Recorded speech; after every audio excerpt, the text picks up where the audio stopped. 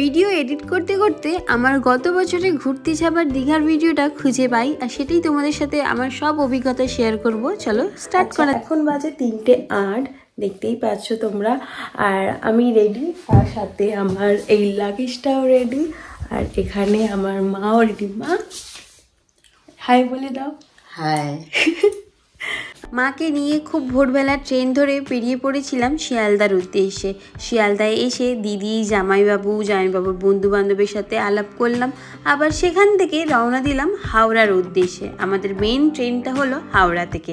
ট্রেনের অপেক্ষায় আমরা কিছুক্ষণ স্টেশনে বসেছিলাম, তারপরেই আমাদের ট্রেনটা দিয়ে দেয়। প্রায় 6:30টার দিকে আমাদের ট্রেন ছিল, বাট ট্রেনটা অনেকটাই লেট করে। যাই হোক, আমরা ট্রেনে উঠেই পড়েছি। আর তোমরা দেখতেই পাচ্ছ কত কুয়াশা রয়েছে এখনও আকাশে। শীতকালের সকালের আকাশটা ঠিক এরমটাই দেখতে হয়, তাই না? কুয়াশায় ভর্তি। আমরা ট্রেনে যেতে যেতে আমরা নিয়ে নিয়েছিলাম কিছু গরম গরম পকোড়া। এটা মেছেদার পকোড়া ছিল, ফেমাস, যেটা সবাই বলে আর কি। এই গরম গরম পকোড়াগুলি খেতে খুব ভালো ছিল। তারপরেই আমরা সবাই মিলে গানের লড়াই খেলছিলাম।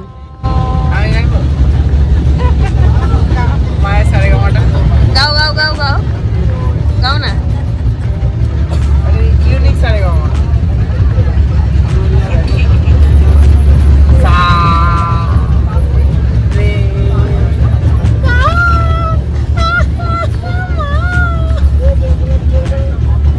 সবাই মিলে ট্রেনের মধ্যে খুব আনন্দ করতে করতে প্রায় পৌঁছে গেছি আমরা দীঘা স্টেশনে।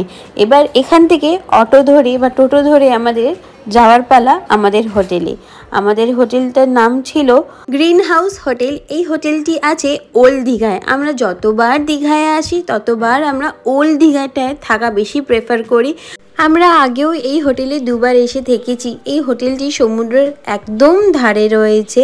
চলো তোমাদের রুমগুলো দেখাই, আমরা কোন রুমে রয়েছি।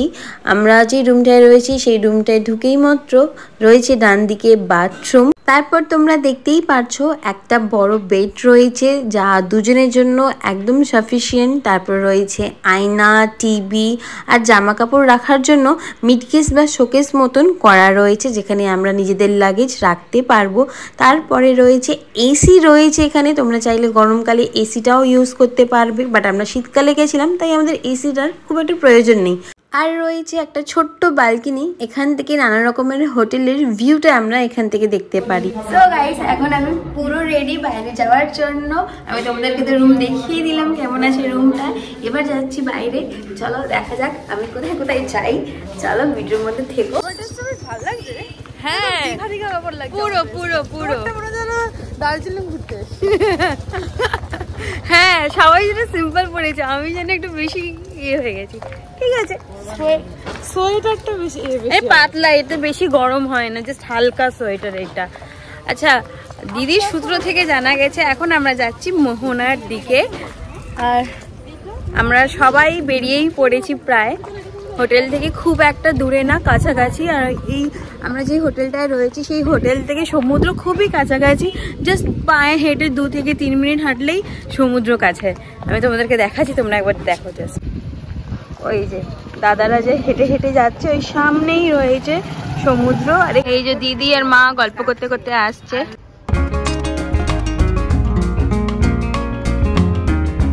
এই দেখো গাইস, আমরা পুরো চলেই এসছি। বললাম না, জাস্ট পায়ে হেঁটে 2 মিনিট চলে এলাম।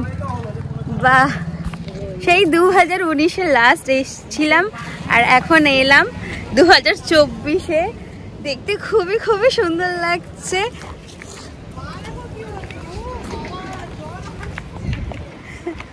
একটু ওইদিকে যাওয়া যাবে রে দিদি? হ্যাঁ হ্যাঁ হ্যাঁ, চল। একটা টোটো ধরে এই রাস্তা বরাবর সোজা চলে যাচ্ছি মোহনার দিকে। মোহনার দিকে প্রায় চলেই এসছি। মোহনাতে যাওয়ার আগে এই বাজার কটার দিকে ঘুরে যাই। চলো দেখা যাক কি কি পাওয়া যাচ্ছে এখানে। এখানে রয়েছে নানা রকমের শুটকি মাছ, শুকনো মাছ, চিংড়ি মাছ। এগুলো এখানে বিক্রি হচ্ছে, তোমরা এখান থেকে পারলে কিনতে পারো। এগুলো অনেক দিন এমনি স্টোর করা যায়। আর তার সাথে দেখাচ্ছি কিছু কাঁচা মাছ। এখানে নানা রকমের কাঁচা মাছ রয়েছে। আমরা এখানে এসে শুধু সামুদ্রিক মাছ নয়, আমরা এখানে এসে স্কুইড দেখতে পারলাম, অক্টোপাস দেখতে পারলাম। অনেকে স্কুইড অক্টোপাস খেতে পছন্দ করে। নানা রকমের কাঁকড়া রয়েছে। মোহনার দিকে যেতে ঠিক এই মুখের ধারেই এই বাজারগুলো বসে।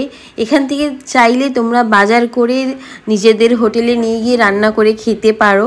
আর দেখো আমরা এবার যাচ্ছি এই রাস্তাটা ধরে সোজা মোহনার দিকে। মা আর দিদি তো হেঁটে হেঁটে যাচ্ছেই। চলো তোমাদেরকে এখানকার একটু ভিউটা দেখিয়ে দিই।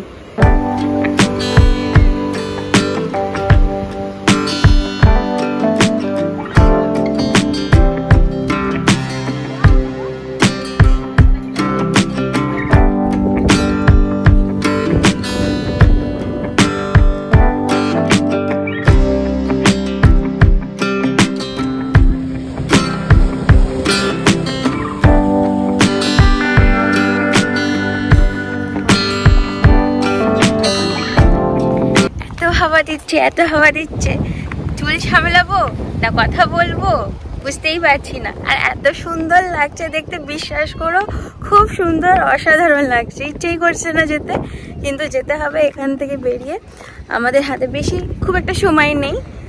আমাদের অটোটা দাঁড়িয়ে রয়েছে, আধ ঘন্টা সময় পেয়েছিলাম, তারই মধ্যে ছবি তোলা, ভিডিও করা, নিজে উপভোগ করা জিনিসটাকে, তারপরে এখান থেকে বেরিয়ে যাওয়া। এখান থেকে বেরিয়ে যেতে একদমই ইচ্ছা করছে না, সিরিয়াসলি বলছি।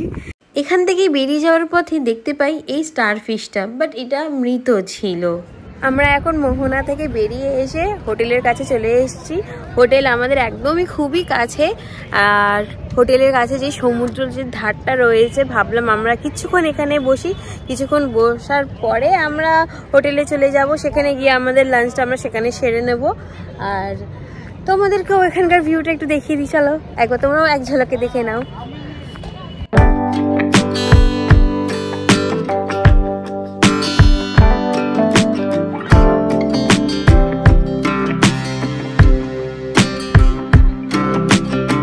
কেমন লাগলো ভিউটা নিশ্চয়ই কমেন্টে আমাকে জানিও। তারপরে আমরা সেখান থেকে বেরিয়ে হোটেলে চলে এসেছিলাম ফ্রেশ হয়ে। তারপরে আমরা লাঞ্চের দিকে এগোলাম। লাঞ্চে আমরা যেটা অর্ডার করেছিলাম সেগুলো তোমাদেরকে দেখিয়ে দিচ্ছি। ছিল আমাদের সাদা ভাত, ডাল, বেগুন ভাজা, আলু ফুলকপির তরকারি, আর সাথে ছিল একটা বড় মাছ।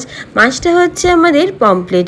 এই হোটেলটার প্রত্যেকটা রান্না খেতে বেশ অসাধারণ ছিল, রান্নাটা বেশ ভালো করেছিল। আর তোমরা দেখতেই পাচ্ছ এখন আমি নিয়েছি একটা বড় পমফ্রেট মাছ। এইটা খেতে খুবই ভালো ছিল। আমরা সবাই এখান থেকে খাওয়া দাওয়া করে চলে গেছিলাম আবার সমুদ্রের ধারে। সেখানে আমরা কিছুক্ষণ বসে সময় কাটিয়ে আবার বাড়ির দিকে রওনা দিলাম। গাইস, আমি আবারও রেডি হয়ে গেছি। এখন বাজে সন্ধ্যে 7টা। এখন আমরা যাচ্ছি সমুদ্রের ধারে। দুপুরবেলা খাওয়া দাওয়ার পরে একটু হালকা করে ন্যাপ নিয়ে নিয়েছিলাম। আর এখন আমি চললাম সমুদ্রের ধারে বসতে। চলো তোমরাও আমার সাথে। ওল্ড দীঘায় এখন হচ্ছে একটা ফেস্টিভ্যাল। তোমরা দেখতেই পাচ্ছ সামনে একটা রয়েছে বড় মঞ্চ, যেখানে গানের আয়োজন করা রয়েছে। আর এখানে ছোট একটা মেলার আয়োজন রয়েছে। সেই মেলাতে কি কি পাওয়া যাচ্ছে চলো সেগুলোও আমি তোমাদেরকে দেখিয়ে দিচ্ছি, তোমরা এখানে দেখতে পারবে। এখানে পাওয়া যাচ্ছে ঠাকুরের নানা রকমের মুখ, তোমরা দেখতেই পারছো। এগুলো তোমরা নিজেদের ঘরের দেওয়ালে সাজাতে পারো। আর তার সাথেই এখানে পাওয়া যাচ্ছে অনেক অ্যান্টিক জুয়েলারি, আর রয়েছে কিছু অ্যান্টিক শো পিস, যেগুলো দিয়ে ঘর সাজালে বেশ সুন্দর লাগে দেখতে। আর ছিল ছবি যারা নিজেদের হাতে এঁকেছিল, সেই সব কটাই এখানে রাখা রয়েছে। আর এখানে আমি তোমাদেরকে দেখাচ্ছি এখন ওল্ড দীঘায় কিভাবে সাজানো হয়েছে।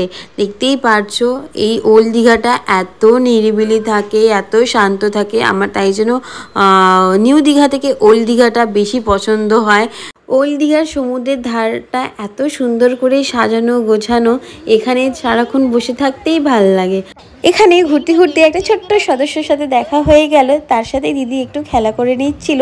তারপরেই আমার জামাইবাবু গানের তালে একটু নেচে উঠলো, বসে বসেই বাহ আমাদের একটু নাচটা দেখিয়ে দিল। তোমরা দেখতেই পাচ্ছ সামনে অনুষ্ঠান একটা হচ্ছে।